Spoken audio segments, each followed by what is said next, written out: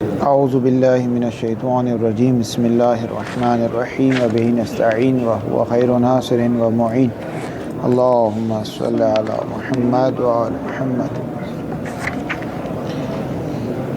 اما فی العمومات، یہ جو کل ہماری گفتگو ہوئی وہ فی الجمیع نظرون، آگئی سید جواد عاملی سے صاحب مفتاح الکرامت دو قسم کی روایات انہوں نے نقل کی ہے۔ ایک عمومات کے ذریعے سے کہ جس میں اذا حرم اللہ شیئا حرم ثمنہ او شیئا من وجوہ النجس، ان کے ذریعے سے رد کیا ہے کہ اسیر نبی کی خرید و فروخت جائز نہیں ہے، اور کچھ خصوصی روایات لائیں۔ تین روایت کو ذکر کیا۔ بہرحال شیخ انصاری نے اس طریقے سے جواب نہیں دیا، لیکن محاشین نے ان روایت کا اس طریقے سے جواب دیا کہ ان روایت میں سندی مشکل بھی ہے اور متن کے اعتبار سے، دلالت کے اعتبار سے بھی مشکل ہے۔ سند میں ہر روایت کے سند بھی صحیح نہیں ہے، اور متن کے لحاظ سے بھی اگر دیکھیں تو پہلی روایت جو تھی اس میں یہ مسئلہ ہے، دوسری روایت میں کہ امام نے فرمایا اذا بعتہ قبل ان یکون خامرن، خامر کی بات کی، اسیر نبی کی بات نہیں کی، اور خامر ہم نے یہ بتایا کہ جس کو خود بخود غلیان آ جائے، تو اس کا معنی نفی سے کوئی تعلق نہیں بنتا۔ اس کے بعد والی روایت میں بھی یہ فلا خیر فیہ، فلا بیع فیہ نہیں ہے، اس میں خیر کے عنوان اور مصادیق میں سے ایک مصداق بیع کو بھی قرار دیا۔ اب اگر کوئی کہے کہاں قرار دیا، روایت تو صراحت کے ساتھ اس کو بیان نہیں کر رہی۔ اور سب سے بڑا مسئلہ ہے کہ مشہور نے اعراض کیا ان روایات سے، مشہور نے اس روایت کے مطابق فتویٰ نہیں دیا۔ بہرحال یہ وہ اشکالات تھے جو محاشین نے ذکر کیے۔ شیخ نے جو اشکالات ذکر کیے وہ یہ ہے کہ یہ روایت اس وقت ہے کہ جب سامنے والے کو آپ نجاست سے آگاہ نہ کریں، یہ اس وقت حرمت رکھتا ہے، جائز نہیں ہے جب سامنے والے کو آپ نہ بتائیں، بلکہ وہی جیسے غلیان آگے آپ سامنے والے کو اسیر نبی دے دیں اور یا نہ بتائیں کہ بھائی تمہیں 2 ثلث ضائع کرنا ہے کہ کہیں وہ نجس نہ پی لے، یہ روایت اس کو بیان کر رہی۔ لیکن شیخ کی بات کہاں سے لائے یہ انہوں نے بیان نہیں کیا۔ محاشین نے جو شیخ پر اشکال کیا یہاں پر وہی اشکال کیا کہ یہ کہاں سے لائے آپ، یہ بات آپ کہاں سے لائے۔ بہرحال بات واضح نہیں ہے۔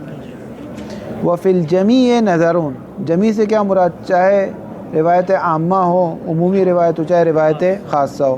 روایت عامہ کا پہلے ہی جواب دے چکے ہیں، روایت خاصہ کا یہاں پر جواب دیں گے کہ روایت خاصہ اس باب میں ہے جب سامنے والے کو بیان نہ کیا جائے، آگاہ نہ کیا جائے، یہ نہ بتایا جائے کہ یہ نجس ہے۔ جیسے نجس پانی فرض کریں آپ اس کو بیچ دیں، یہ نہ بتائیں نجس ہے، تو اس وقت جائز نہیں کیونکہ سامنے والا پی لے گا، اس لیے وہاں بتانا ضروری ہے۔ یہ روایت اس باب میں۔ وَأَمَّا فِي الْعُمُومَاتِ فَلِمَا تَقَدَّمَ، وہ تمام چیزیں جو گزر گئی اس کے جواب میں کہ جس میں گزر گئی کہ وہ شیء من وجوہ النجس سے مراد عین نجس ہے، اذا حرم اللہ شیء حرم ثمنہ سے مراد وہ تمام مطلق یا اکثر منفعت کو حرام قرار دیا۔ یہ ساری بحث گزر گئی پرسوں والے عقل والے درس میں۔ وَأَمَّا الْأَدِلَّةُ الْخَاصَّةُ، جہاں تک عدل خاص جو اسی باب میں اسیر نبی میں وارد ہوا ہے، فَهِيَ مَسُوقَةٌ لِلنَّحْيِ عَنْ بَيْعِهِ بَعْدَ الْغَلَيَانِ نَظِيرَ بَيْعِ الدِّبْسِ وَالْخِلِّ مِنْ غَيْرِ اعْتِبَارِ إِعْلَامِ الْمُكَلَّفِ وَفِي الْحَقِيقَةِ هَذَا النَّهْيُ كِنَايَةً عَنْ عَدَمِ جَوَازِ الْانْتِفَاعِ مَا لَمْ يَذْهَبْ ثُلُثُهُ۔ کہتے ہیں یہ جو روایت خاصہ ہے فَهِيَ مَسُوقَةٌ، اس کو لایا گیا ہے۔ عربی میں ایک سائق ہوتا ہے، ایک قائد ہوتا ہے۔ قائد وہ ہوتا ہے جو قیادت کرتا ہے۔ جب یہ چرواہا اپنے گلے کو چرانے کے لیے لے جاتے ہیں تو ایک قائد ہوتا ہے جو سب سے آگے کھڑا ہوتا ہے، جو بتاتا ہے کس راستے سے لے جانا ہے تاکہ وہاں بھیڑ اور ان کا خطرہ نہ ہو۔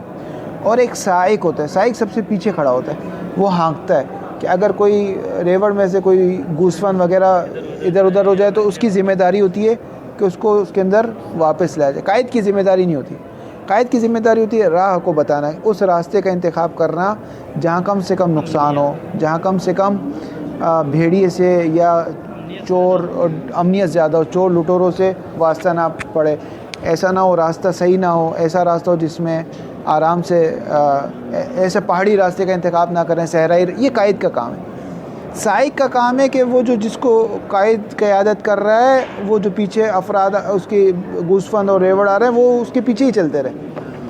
تو جس طرح قوم میں قائد کی ضرورت ہوتی ہے, یہ اسی فلسفے کے مطابق, اسی طرح قوم میں سائق کی بھی ضرورت ہوتی ہے. قائد اگر صحیح ہو, سائق صحیح نہ ہو, تو بھی لوگ یہاں وہاں نکل جائیں گے. مثلا ایک شخص رہبر ہے, رہبریت بہت اچھی کر رہا ہے, لیکن لوگ اس کے پیچھے نہیں چل رہے, تو اس کی رہبریت جب لوگ اس کے پیچھے نہیں چلیں گے تو ثمرہ حاصل نہیں ہوگا. تو فَهِيَ مَسُوقَةٌ, یہ روایت کو مسوق کیا گیا ہے امام نے, جیسے اس روایت کو لائے گئے ہیں. کیوں؟ لِلنَّهِيَ, تاکہ نہی کی جائے, روکا جائے. کس سے؟ عن بیعہ, اس اسیر عنبی کی خرید و فروخت سے. کب؟ بعد الغلیان, غلیان کے بعد, یعنی غلیان ہو چکا ہے اور 2 ثلث ذہاب نہیں ہوا, اس وقت اس کی خرید و فروخت سے روکا جائے. نذیر بیع الدبس والخل, دبس کہتے ہیں شیر خرما جو ہوتا ہے, اور خل کہتے ہیں یہی آپ کا جو سرکہ وغیرہ. نذیر بیع الدبس والخل من غیر اعتبار اعلام المکلف, مکلف سے مراد مشتری ہے. ویسے جیسے آپ اس میں ہیں, یعنی بغیر اس کے مشتری کو اعلان کیے بغیر نجس شیر خرما وغیرہ نہیں بیچ سکتے, کیونکہ وہ کھا لے گا. تو حقیقت میں یہ نہی کس سے نہیں ہے؟ حقیقت میں یہ نہی اس سے نہیں ہے کہ وہ سامنے والا غافل نہ رہے. وفی الحقیقت ھذا النہی, یہ نہی تشریح نہیں ہے, بلکہ کہہ رہے ہیں ھذا النہی کنایۃ عن عدم جواز الانتفاع. انتفاع سے مراد ہے یعنی فائدہ نہیں اٹھا سکتے, عدم جواز الانتفاع ما لم یذهب ثلثہ, جب تک 2 ثلث ضائع نہ ہو جائے تب تک اس سے فائدہ نہیں اٹھا سکتے. اور یہ کہا گیا اس کو نہ بیچو, یعنی وہ غفلت میں نہ ہو, ایسا نہ ہو کہ وہ پی لے, وہ اسیر نبی پی لے جس کو غلیان آ جائے, اور ایک حرام ایک نجس پانی پی لے. اس کو منع کیا گیا ہے کہ تم اس کو اعلان کرنے سے پہلے نہیں, ہاں اگر تم نے اس کو اعلان کر دیا کہ بتا دیا کہ بھائی 2 ثلث ضائع کرنا پھر پینا, تو کوئی مسئلہ نہیں. بات واضح ہوئی؟ واضح نہیں. فلا یشمل بیعہ, بس یہ روایت شامل نہیں کرتی اسیر نبی کی خرید و فروخت کو. کب؟ بقصد تطہیر, ایک شرط کیا ہو گئی کہ جب سامنے والا طہارت تطہیر کا قصد کرتا ہے, ما اعلام المشتری, اور سامنے والے کو مشتری کو اعلام بھی کر رہے ہیں کہ بھائی تمہیں اس کو پہلے اس میں غلیان آ چکا ہے اسیر نبی میں نے اس کو جیسے ہی اس میں رکھا آگ میں, اس میں غلیان آ چکا ہے, اب میں تمہیں بیچ رہا ہوں اور تم 2 ثلث کے بعد اس کو پینا. اس وقت کوئی مسئلہ نہیں. یہ روایت اس وقت منع کر رہی ہے جب آپ نے ایسے ہی اس کو فلے ہی آپ ایسے ہی اٹھا کے اس کو ایک لیٹر دے دیں اسیر نبی, اس کو تو نہیں معلوم اس میں غلیان ہے, وہ ویسے ہی پی لے گا. یہ روایت اس کو منع کر رہی ہے, یعنی در حقیقت یہ روایت منع کر رہی ہے کہ 2 ثلث کے جانے سے پہلے اس کو نہیں پی سکتے, استعمال نہیں کر سکتے, یعنی ایک حکم ارشاد کر رہی ہے. واضح ہے؟ فلا یشمل بیعہ بقصد تطہیر ما اعلام المشتری نظیر بیع الماء النجس, نجس سے مراد متنجس ہے یہاں پر. جیسے نجس پانی کی خرید, متنجس پانی کی خرید و فروخت جائز نہیں ہے, مگر یہ کہ آپ سامنے والے کو اعلان کرتے کہ پانی نجس ہے یا متنجس ہے, تو وہ اس کو یا تو مضاف پانی میں ڈال کر اس کو پاک کر لے گا, کہ یہ کہ اس کو جانوروں کو پلا دے گا, جانوروں کو پلا دے, کم از کم خود نہ پیے وہ. اسی لیے فقہ میں ایک مسئلہ بھی آتا ہے کہ آیا مثال کے طور پر میں نے آپ کو ایک چیز دی, امانتاً عاریتاً آپ کو ایک چیز دی, وہ آپ سے نجس ہو گئی, ٹھیک ہے, یا فرض کریں آپ ہوٹلوں میں جاتے ہیں, مشہد جاتے ہیں, ہوٹلوں میں رکتے ہیں, بچے نے ایک جگہ نجس کر دی, یا گاڑی میں, ٹیکسی میں بچے نے, بس میں ایک جگہ نجس کر دی, تو آیا سامنے والے کو بتانا ضروری ہے کہ یہ چیز نجس ہو گئی ہے, یا اس کو بتانا ضروری نہیں ہے؟ تو کہتے ہیں اگر وہ جگہ کہ جس کو اگر نہیں بتایا تو سامنے والا اس نجاست سے استفادہ کر لے گا, یعنی جیسے پلیٹ ہے, فرض کریں پلیٹ نجس ہوگی تو سامنے والا کھانا پینے میں استعمال کر لے گا. ایسی جگہ کہ جہاں پر اس زن ہو کہ اگر میں نے اس کو نہیں بتایا, مثلا گلاس نجس ہو گیا, پلیٹ نجس ہو گئی, ٹھیک ہے, مصلی نجس ہو گیا, یعنی ایسی چیز نجس ہوئی کہ جس سے اس کی فرق پڑ رہا ہے, وہ بتانا ضروری ہے. پھر لیکن اگر فرض کریں کوئی کمبل نجس ہو گیا، کوئی بیڈ نجس ہو گیا، پلین میں آپ بیٹھے تھے، اس کی سیٹ بچہ ہے، بعض اوقات پیمپر لیک ہو جاتا ہے، اس کی سیٹ خراب ہو گئی، وہ بتانا آپ نہیں پائلٹ کو نوک کریں گے یا ایئر ہوسٹس ہوتی ہے اس کو بتائیں گے بھائی نجس نہ، وہ واجب نہیں ہے، واجب نہیں ہے، وہ ضروری نہیں بتانا اس کو. مثلا سیٹ نجس ہو گیا تھا جی مثلا گاڑی کا جو سیٹ نجس، ہاں وہ ضروری نہیں ہے اس کو بتانا، مگر یہ کہ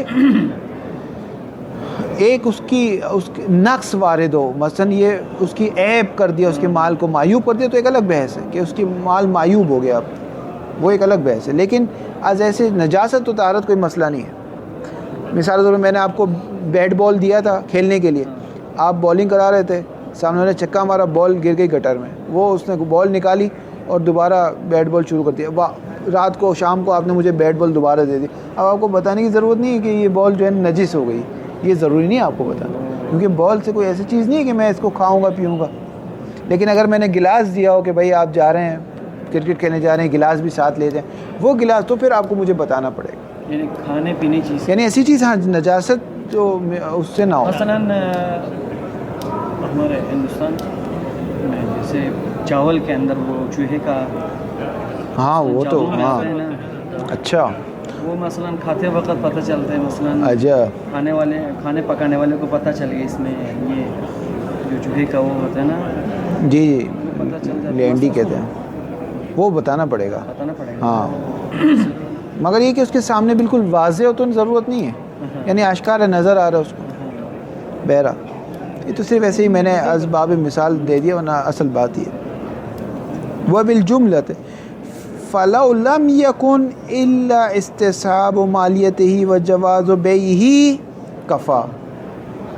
اگر کچھ نہ ہو، ہمارے پاس کوئی دلیل نہ ہو، صرف یہی ہو کہ استصحاب مالیت ہی استصحاب موضوعی ہے، وجواز بیعہ استصحاب حکمی ہے.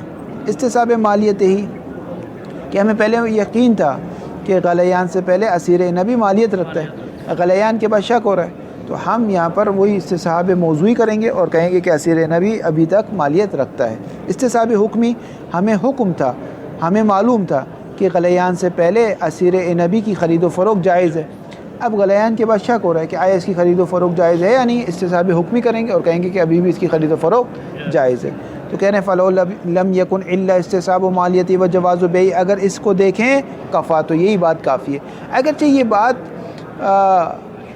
اسی کے ماتحت، یعنی شیخ انصاری نے پہلے ادلہ عامہ کو خراب کیا، ادلہ خاصہ کو خراب کیا، پھر اپنی دلیل دے دی. یہ وہی دلیل ہے جو اول اس میں آئی تھی، اول باب میں آئی تھی، الاقوی.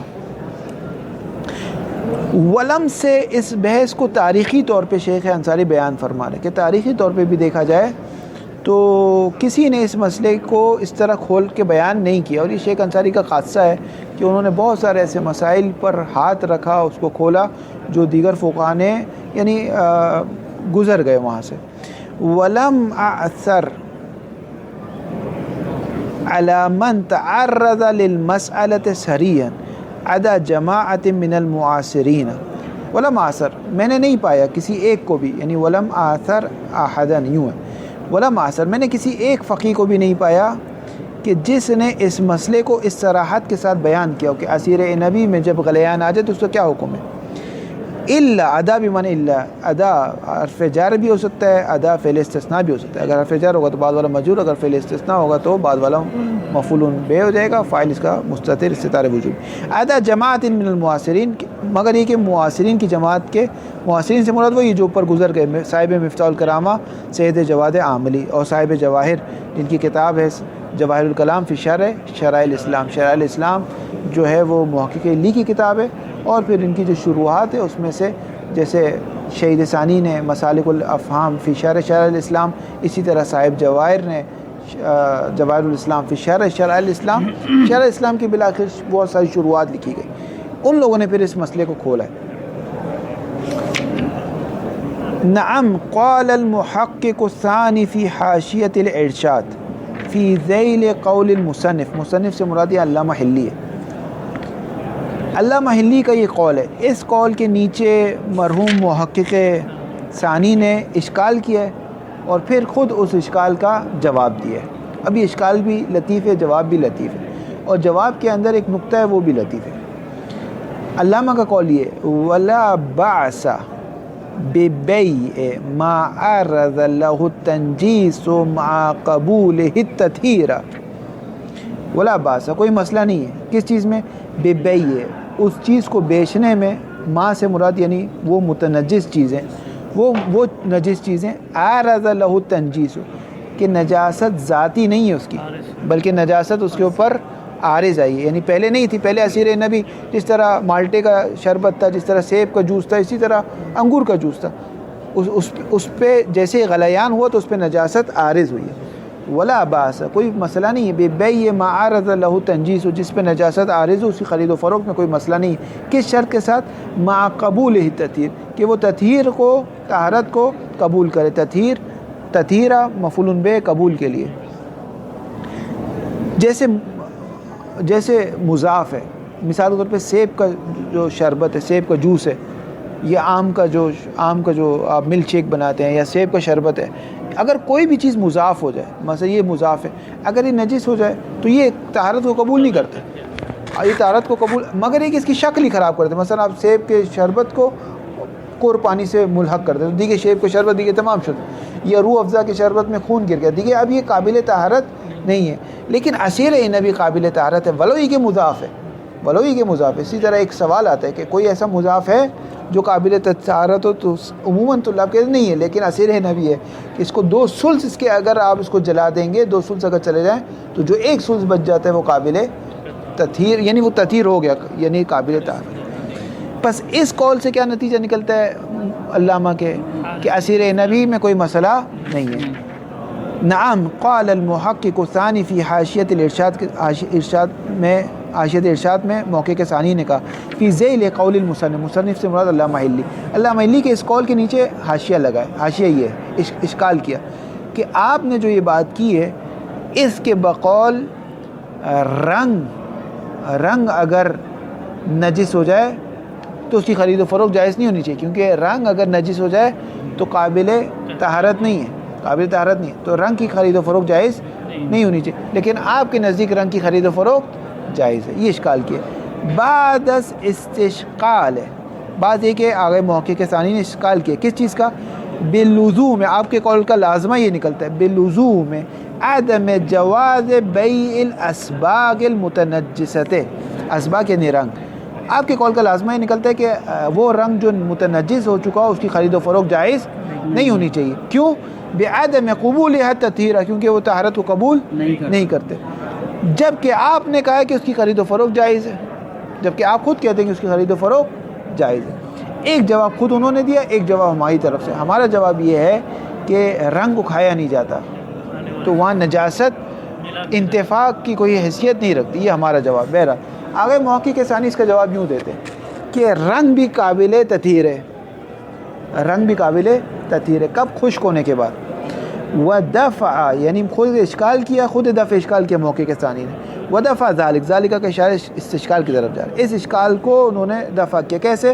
بقبول حال لہو کہ یہ رنگ بھی بقبول تطہیر لہو, یہ اسباغ بھی یعنی رنگ بھی تطہیر کو قبول کرتے. کب؟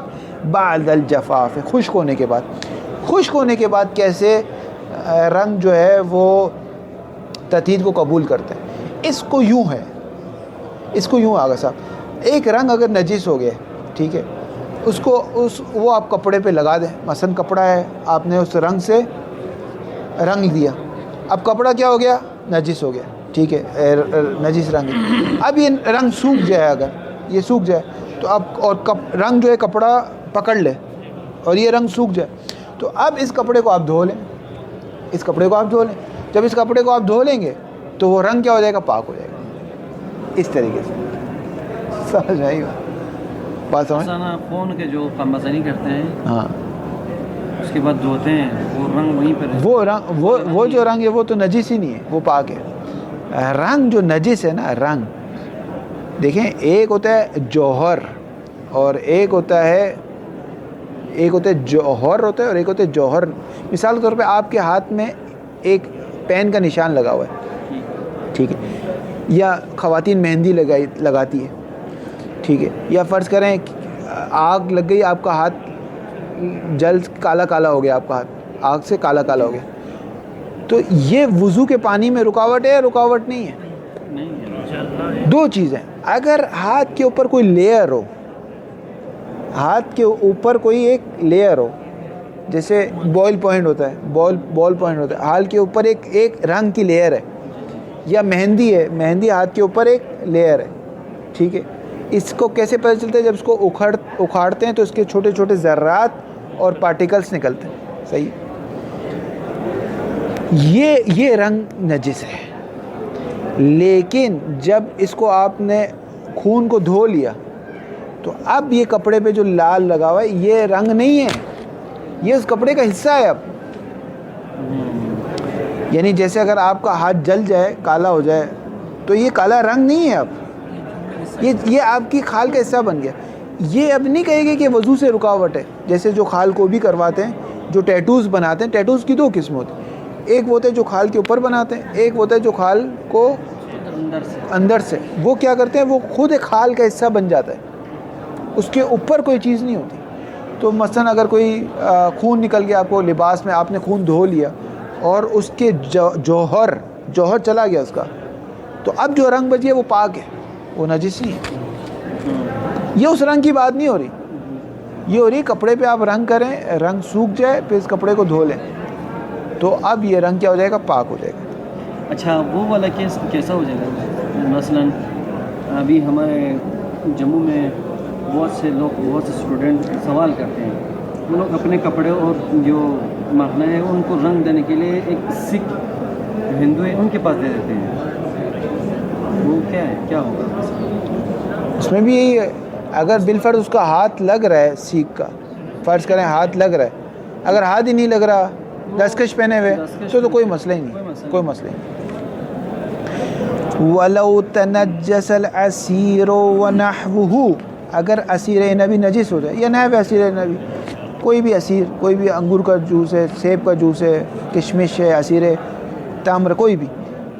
اب یہاں پر ایک سوال ہے کہ ٹھیک ہے, میں مسلمان کو تو نہیں بیچ سکتا, یا اگر مسلمان کو بیچوں گا تو مجھے اس کو بتانا پڑے گا کہ بھائی یہ نجس ہے, اس کو پاک کر کے 2 سلس کو کر کے, یا نہ فرض کریں اسیر نبی نہیں ہے, سیب کا شربت ہے, سیب کا شربت نجس ہو گیا, سیب کا جوس نکالا نجس ہو گیا, یا روح افزا کا شربت بنایا نجس ہو گیا, خون گر گیا. سبیل کے لیے 2000 لیٹر روح افزا کا شربت بنائے, ایک شخص نے ایک خون کا قطرہ گرا دیا, پورا نجس ہو گیا, کیونکہ مضاف جیسے ہی ملاقات نجاست سے نجس ہو جاتا. اب یہ 2000 لیٹر میں یہ تو پاک نہیں ہو سکتا, قابل تطہیر بھی نہیں, تو آیا میں ان لوگوں کو دے سکتا ہوں جن کے مذہب میں نجاست کھانا حلال ہے؟ مثلا کافر کو کوئی مسئلہ ہی نہیں, وہ شراب پیتا ہے, وہ سور کا گوشت کھاتا ہے, جن کے مذہب میں, جو لاؤبالی کی بات نہیں کر رہا, جن کے مذہب میں جائز, آئے جائز ہے یا نہیں. دیکھیں, وَلَوْ تَنَجَّسَ الْعَسِيرُ وَنَحْوُهُ, کوئی بھی مثلا سیب کا شربت ہے, روح افزا ہے, کوئی بھی روح افزا کی ہم اتنی ایڈورٹائزمنٹ کریں, پتہ نہیں وہ ہمیں پیسے دیں گے یا نہیں دیں گے. فَهَلْ يَجُوزُ بَيْعُهُ, تو آیا اس اسیر نبی کی یا اسی طرح نحوہ کی, یہ آم کا شربت ہے, یہ سب ان کی بیع جائز ہے, کس کو, علی من, اس کافر کو, یستحل, جو اس کو حلال سمجھتے ہیں. فیہ اشکال, آگا صاحب اس میں 2 نظر ہے, ایک یہ کہ جائز ہے, ایک یہ کہ جائز نہیں ہے. شیخ کی نظر ہے کہ جائز نہیں ہے. کیوں؟ کیونکہ ایک قاعدہ ہے, الکفار عندنا مکلفون علی الفروع کما انہم مکلفون علی الاصول ومعاقبون علیہ کما یعاقبون علیہ. ہمارے نزدیک کفار جس طرح اصول دین پر مکلف ہے, اسی طرح فروعات دین پر بھی مکلف ہے. جس طرح ایک کافر سے قیامت میں پوچھا جائے گا, تو نے توحید کو قبول کیوں نہیں کیا, تو نے نبوت کو قبول کیوں نہیں کیا, تو نے امامت کو قبول کیوں نہیں کیا, تو نے قیامت کو قبول نہیں کیا. اسی طرح اس سے پوچھا جائے گا, تو نے نماز کیوں نہیں پڑھی, روزہ کیوں نہیں رکھا, حج پہ کیوں نہیں کیا. ہمارے نزدیک الکفار مکلفون علی الاصول کما یکلفون علی الفروع, جس طرح اصول پر مکلف ہے اسی طرح فروعات پر مکلف ہے.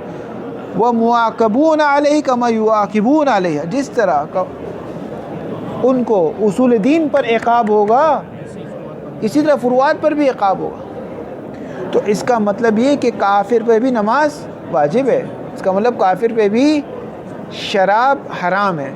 یہ الگ بات ہے کہ جب وہ کافر سے مسلمان ہوتا ہے تو ایک قانون چلتا ہے کہ اسلام پرانے گناہ کو دھو دیتا ہے. الاسلام اسلام پرانے گناہ کو دھو دیتا ہے. تو اسلام اسے تقاضا نہیں کرتا کہ پرانی نمازیں تو قضا کر، پرانے روزے تو قضا کر، پرانے خمس تو قضا کر، یہ تقاضا نہیں کرتا.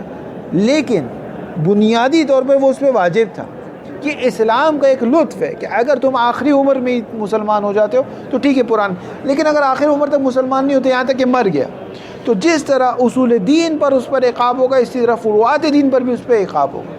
تو اس کا مطلب اس کافر پر بھی شراب کیا تھی؟ حرام تھی. نجس پینا کیا تھی؟ حرام تھی. اور قرآن کی آیت ہے وَلَا تَعَاوَنُوا عَلَى الْإِثْمِ وَالْعُدْوَانِ، ایک دوسرے کے ساتھ تعاون نہ کرو گناہ کی چیزوں پر. تو اگر آپ نے کافر کو بھی شراب بیچ دی یا کوئی نجس چیز بیچ دی تو آپ نے گناہ پر اس کے لیے تعاون کیا. گناہ پر تعاون صحیح نہیں ہے، اس لیے کافر کو بھی یہ نجس چیز بیچنا صحیح نہیں. بات واضح ہوئی؟ آیت جائز ہے فعل یجوز و بیع والا من یستحل، جو اس کو حلال سمجھتا ہے اس کے لیے جائز ہے. فی اشکال، اس میں اشکال ہے. ثم ذکر، یہ سب موقع کے ثانی کی بات ہو رہی ہے. ثم ذکر ان الاقوى العدم، انہوں نے کہا ہے کہ اقوى یہ فتویٰ یہ کہ عدم ہے، یعنی لا یجوز بیع، خرید و فروخت جائز نہیں. کیوں؟ لعموم ولا تعاونوا علی الاثم والعدوان، کیونکہ ولا تعاونوا علی الاثم والعدوان کا ایک مصداق یہ بھی ہے کافر کو نجس چیز بیچنا، کیونکہ ہمارے نزدیک کافر اس میں مکلف ہے. انتہا. یہاں پر کلام جو ہے حاشیت ارشاد جو موقع کے ثانی کا کلام ہے وہ ختم ہو گیا. الظاہر انہ اراد بیع الاثیر للشرب من غیر تسلیم. یہاں پر جو آگے شیخ انصاری فرما رہے ہیں، یہاں جو شیخ آگے موقع کے ثانی نے کہا نا کہ آیا اس کو خرید و فروخت کی جا سکتی ہے اس کافر کو جو اس کو حلال سمجھے، تو کہنا وہ چیز کی خرید و فروخت کر سکتی ہے اسیر، وہ اسیر کے جو گلیان آ چکا ہے اور 2 ثلث اس کا نہیں گیا ہے، جو نجس ہے اس کی بات کر رہے ہیں، نہ کہ جو پاک ہو گیا. اگر پاک ہو گیا تو یہ بحث ہی نہیں ہے کہ بھئی کافر کو دے یا نہ دے، پھر جس کو دینا چاہے دے سکتے ہیں. واضح. وظاہر انہ ارادہ، شانی کے ارادہ، کس نے ارادہ کیا ہے؟ موقع کے ثانی نے. کس چیز کا ارادہ کیا؟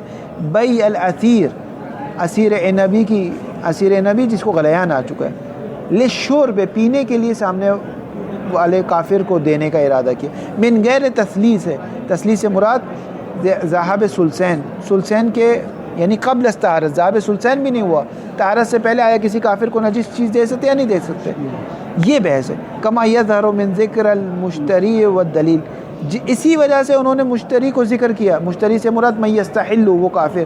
دلیل سے کیا مراد کیا؟ ولا تعاونوا علی الاثم والعدوان. اگر پاک ہونے کی بات کرتے تو نہ یہ دلیل لاتے ولا تعاونوا علی الاثم والعدوان، نہ یہ کہتے من یستحل کی بحث کرتے. یہ چیز بتا رہی کہ قبل طہارت کی بات ہے اور پینے کے لیے، نہ کہ کافر کو اس لیے دے رہے ہیں کہ وہ اپنے باغیچے میں ڈال دے گا، پھر تو کوئی مسئلہ نہیں. ولا یظہر من حکم بیع علی من یطہر. اور خلاصتاً یہ کہ محقق بھی مطلقاً طرفدار نہیں ہے، یعنی محقق کے نزدیک بھی یہ نہیں ہے کہ اسیر نبی کی خرید و فروخت نہیں ہو سکتی، بلکہ اس صورت میں کہ جس صورت میں یہ گناہ کی وہ ترغیب ہو رہی ہو، اسم اور عدوان کی، اس صورت میں نہیں کہ آپ مطلقاً کہ موقع کے ثانی اس کے مخالف ہیں، اسیر نبی خرید و فروخت مطلقاً مخالف نہیں ہے. فلا یظہر منہ، موقع کے ثانی کے قول سے ظاہر نہیں ہوتا حکم بیعہ علی من یطہر. صلی اللہ علیہ محمد و آلہ طاہرین.